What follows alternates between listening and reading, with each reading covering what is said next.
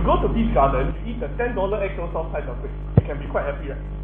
Because you are satisfied with the service and so forth. On the other hand, you can go to hawker center down here. Even if they charge you $150, you might not want to eat it because if the quality is no good, you don't like it.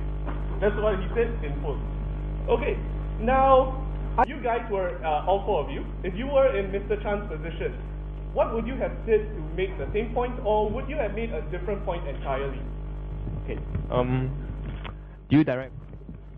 Gerald, you want to answer first? Well, that was not my speech or my point, so I won't comment on that. Shall I? What Gerald said a minute ago, when he was at the podium is true. You know, politics is difficult because you're suddenly asked on the spot. So I think sometimes we can be unfair with our comments about people who have to speak publicly. But we can extrapolate from that to look at the point that was being made. And I think that was a point that was shared by other members of the PAP, for example, Grace Fu and what she said about thinking twice. And I think the points have been more or less made about ministerial salary. The nation is convinced of a particular style of behavior, a particular pattern of policy. And I think even though you make a point which is correct, I think what we do now is to accept the recommendations of the Commission, but we also will reiterate what Mr. Chen said in Parliament, Gerald's colleagues, to view it with hope, because this is the starting point, not the ending point of the ministerial salaries policy debate. Okay, now we have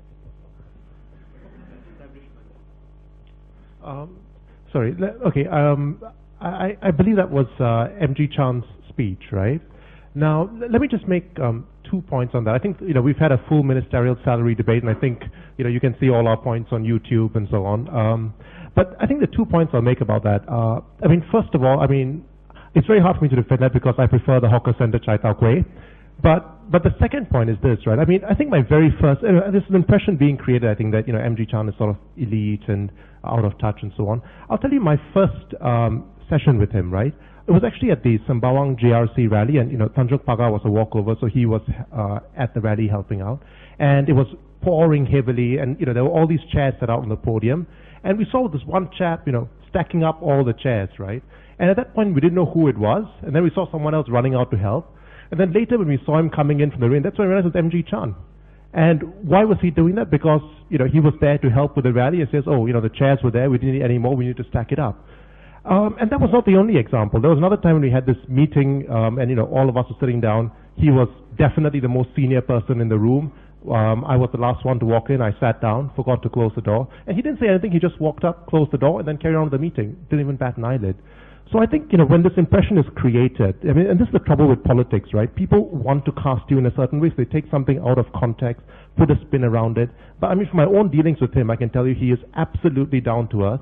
I wouldn't even have known he was an MG until, I read the papers.